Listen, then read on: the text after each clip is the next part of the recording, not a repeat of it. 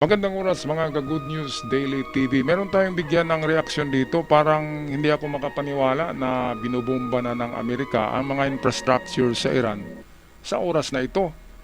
Ewan ko lang kasi nag-search ako sa mga legit channel, Fox News.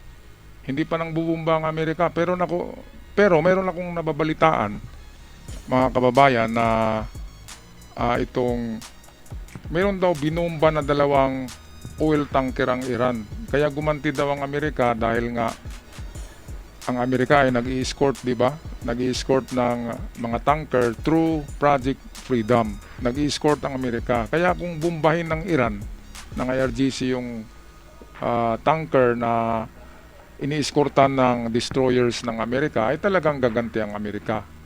Kaya kanina, tiningnan ko sa mga balita, ay totoo naman na gumanti ang Amerika doon sa mga coastal areas na mayroong mga artillery ang natira ang IRGC.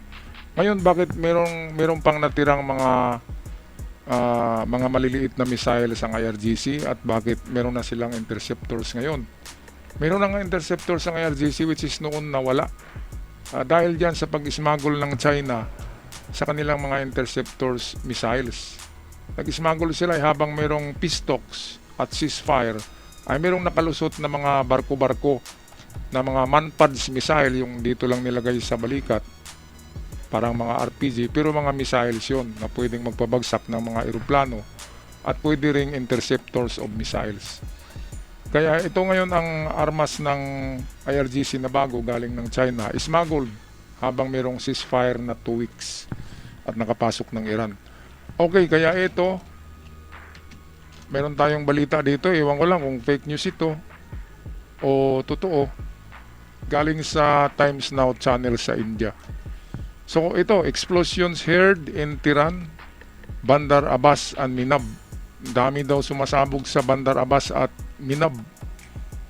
Binubomba daw ng Amerika ngayon. Ayan, oh. Video shows interceptions over skies of Tehran. So bakit mayroon pang interception or interceptors ang Iran? Dahil yan sa China. Habang merong ceasefire na 2 weeks, ang ginawa naman ng Iran ay bumibili, nagpapadala din ng China ng kanilang mga manpads missiles, interceptors, na itong pwede lang i-carry ng isang tao. Maliliit lang yun ng mga missiles na manpads ang tawag. So air defenses activated in Iran again. Meron na silang air defenses dahil sa supply ng China yan. Noon, ubos yan nung Epic Fury. Ubos yan. Naubos yan. So Tehran accuses US of violating ceasefire. Violating ceasefire ba yan yung silang unang nambubomba doon sa mga oil tanker na ini-escortan ng Project Freedom. Sabi nga ng Project Freedom na kung harangin nyo o bombahin nyo ito, ay bibuelta kami, magre-resba kami ng mas matindi. Yun ang sabi ng Amerika, hindi kayo nagikinig. Hindi nagikinig tong mga bubo na IRGC. Kaya yan, pinagbubomba tuloy. Pinagbubomba ang Iran, ang infrastructures. So ito, explosions reported along the Iranian coast. Yung sa Iranian coast, totoo yan na yung baybayin ng Iran, binumba yun ng mga destroyers. Dahil doon galing yung nagpalipad ng mga rockets, papunta sa dalawang oil tanker na ini-escorta ng US destroyers papasok ng Hormuz Strait.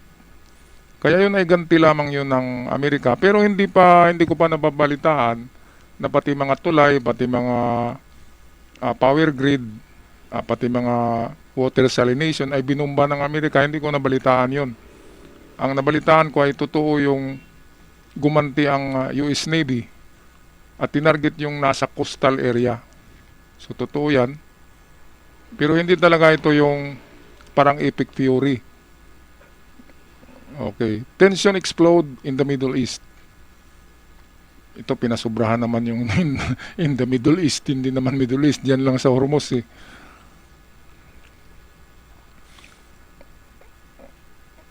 Ito na naman, fake news na naman ito. Iran accuses US of carrying out strike on civilian areas. Wala naman. Noong Epic Fury, pwedeng masabi natin yan na pati civilian areas.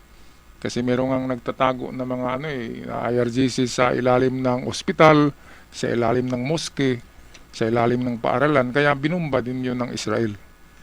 Pero itong balita ngayon na US bomb civilian population, mali, fake news. However, US military says it targeted Iran's military infra. Ewan ko lang kung totoo to. Mukhang noon pa to eh. Missile and command centers allegedly hit. Tinamaan daw yung mga missile and command centers ng Iran. Noon pa yan eh. Wala nang missile and command centers ang Iran ngayon. Nasira na nga yan eh. So ito, Washington says strikes in response to attack on our US Navy forces.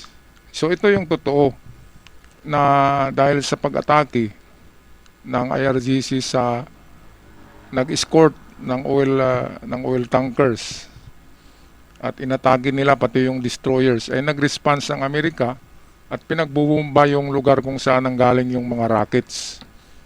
Yung lugar sa Iran kung saan galing yung mga rockets, yun ang binubumba ng mga jet fighters na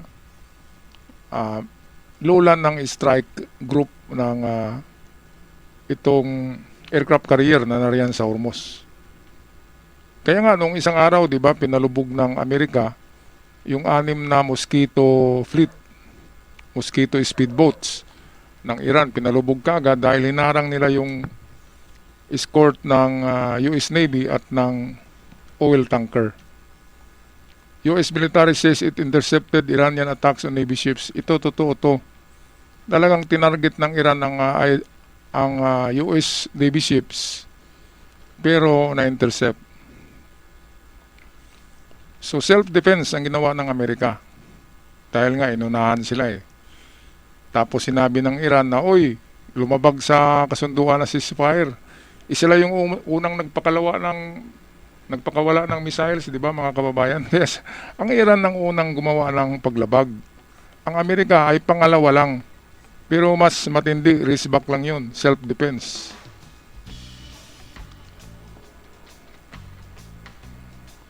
While Tehran alleged US of targeted Iranian vessels, ay totoo naman talaga yan. Talagang tatargetin kayo ng Amerika kapag mayroon kayong mga barko diyan na pandigma. Ipinalubog na nga kayo into the bottom of the sea. Nagiging bahay na nga kayo ni SpongeBob tsaka ni Mr. Squidworm. Bakit nandyan na naman yan? Ipalubugin na naman yan ni Donald Trump. Meanwhile, Trump calls strikes against Iran just love tap. Parang pangtapik lang daw eh. Love tap. Sabi ni Trump, oy, yung ginawa namin na pagbubumba sa inyo, ano lang yan, parang pagkiliti lang yan, hindi talaga yan ang totoo. Grabe talaga si Trump, no? Huwag niyong galitin nga si Trump. Dahil si Trump, mula pa nung pagkabata niyan, ay ano na yan eh, parang gangster na yan eh. Tapos magaling nga lang yan sa negosyo, ang kanyang lolo, ang kanyang tatay, napakagaling sa negosyo niyan. Kaya nga halos mga hotel dyan sa Las Vegas, Nevada ay pagmamayari ng mga Trump. Yan ang katotohanan yan. Mga bilyonaryo yan, trilyonaryo. Mayayaman na pamilya. At kung pabait-baitan lang, hindi ganun kamabait si Donald Trump. Hindi yan kagaya ni Sleepy Biden, di ba? At saka ni Obama Hussein, Barack. Si Trump ay ano yan, 2-in-1. Pwedeng mabait yan at pwedeng hindi. Kaya wag niyong galitin yan, mga IRGC, dahil wala kayo sa tapang ni Trump. Kalingkingan lang ang tapang niyo, puro kayo tapang-tapang, wala kayong strategy. Si Trump, ibang klaseng Trump yan. Ayan, nabubuhay si Trump ng ano eh. Ang middle name pala ni Trump ay Mr. Deal. Deal pala ang apelido niyan eh, na middle name niya. Donald Deal Trump. Yun ang tawag sa kanya noon eh, Mr. Deal, bago siya nagiging presidente. Magaling talaga sa deal ito. Grabe na tao to si Trump. Kaya nga, nagkipag-deal siya, di ba? Kahit kay Putin, sino mang si Jinping, sino mang mga superpower, kaya niyang i-deal. Kasi Mr. Deal nga siya eh. Middle name, aka Donald Mr. Deal Trump. Okay, so Trump says his fire remains in place despite the strikes. So, meron pa rin daw ceasefire kahit na may strike. O ganon, di ba? Love tap lang yun. Ganon ang tapik lang yun eh. Love tap. Alright, anong masasabi niyo dito mga kababayan? Fake news ba ito? Na umatake daw ang US sa Iranian coastal area. Ang strike na yun ay retaliation lamang, self-defense dahil sa tinira ng mga missiles din ng Iran ang destroyer ng Amerika na nag-escort ng oil tankers papasok ng Hormuz. Fake news o hindi? Paki-comment sa ating comment section. Ako'y magpapaalam na. Maraming salamat sa lahat at sa mga bago pa lamang nakabisita. Ang inyong pag-subscribe ay malaking tulong yan sa ating channel. Hanggang sa muli, paalam at ingat ang lahat. Love and peace at war.